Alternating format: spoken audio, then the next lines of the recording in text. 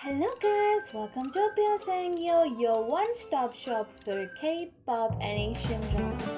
If you haven't subscribed, do subscribe and don't forget to hit the bell icon so that you get notified whenever I upload a new video.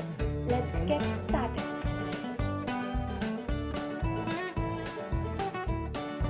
Revolutionary Sisters Episode 49 Part 2. Satya goes to a shop to buy the cord and it turns out to be Bongja's and he starts to leave.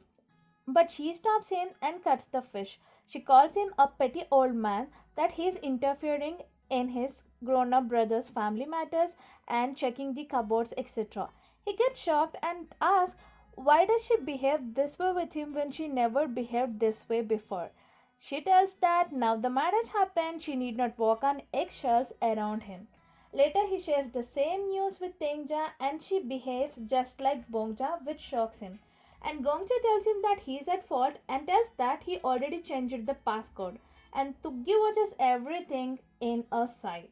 Guangnam is doing dishes when the doorbell rings. She opens it and finds Maria over there. She hands her over a basket full of peaches. It turns out to be Guangnam's dream. And when she shares it with her family members, her mother-in-law tells that it's a conception dream and she will definitely have a daughter now. They then go to the clinic and she gets happy that she's really pregnant this time. At home, her mother in law gets super happy and hugs her, hearing to the good news. They then hold a family meeting at Bongja's place and shares their good news. And all of them tell that now it's only Guangxik who is left. They ask if Asul is busy and she tells them that a bit. Cholsu tells her making babies doesn't take much time, it just needs few minutes and all of them laugh. Guangnam, Byunho and her mother-in-law visit Maria's resting place along with her son Blessing because Guangnam suggested. Later, outside the building, she suggests to take a family picture because it's so thoughtful and meaningful, and they take a picture outside Maria's resting place and hang their family picture on their wall. At home, Guangxik is eating and Asul enters. He sees the sticky note she left, which reads, "You need to take the trash tomorrow." He gets inside. She gets so angry and asks him till how long he will not speak to her. He tells that he still needs some time and starts to plate food for him. She then texts to him as Buell and asks if they can meet up and talk over some things, and he immediately agrees. At the bistro place, Guangxik is listening to the Asus radio interview, and when they ask him about his number one fan, he immediately takes the name of Buell and starts to talk about her, which breaks Guangxik's heart. At home, she gets ready and Aisel texts Buell if she heard the radio show. She texts him that she will meet him in the lobby of the broadcasting station and he waits for her.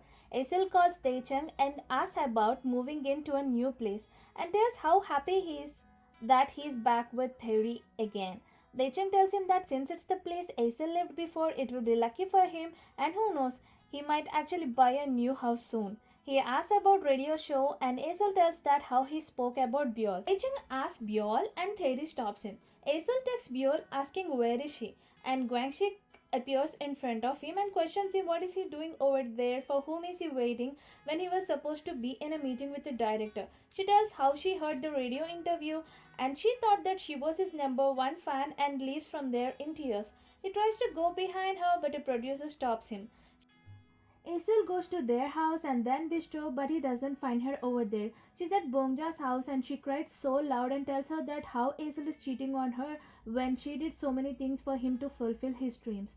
Cholsu goes over there as he heard someone crying so hard, and when he gets to know about what happened, he scolds Guangxik that how can she pretend to be his fan to test her husband? Like how? And tells that she has no right to be a celebrity's wife because celebrities are everyone's stars and she can't be jealous of them. Dulce overhears everything. And there, Asul is at his home and he reads the divorce papers with a note that she filled her part and he should fill his part. And Dulce calls him over to his house. Dulce scolds Asul so bad for making Guangxi cry so bad and tells him to quit being a singer if he can't take care of his wife and make a balance between professional and personal lives. Later, Jolso joins them and he questions him how can he even cheat on his daughter, and Asul tells that he did not even meet Bjorn.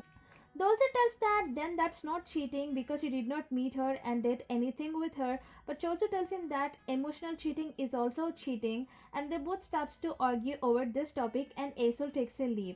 In front of the building, Aesol records a voicemail to Guangxi telling her to meet him and talk face to face because their fathers got to know about everything. The agent overhears everything and takes him to their house.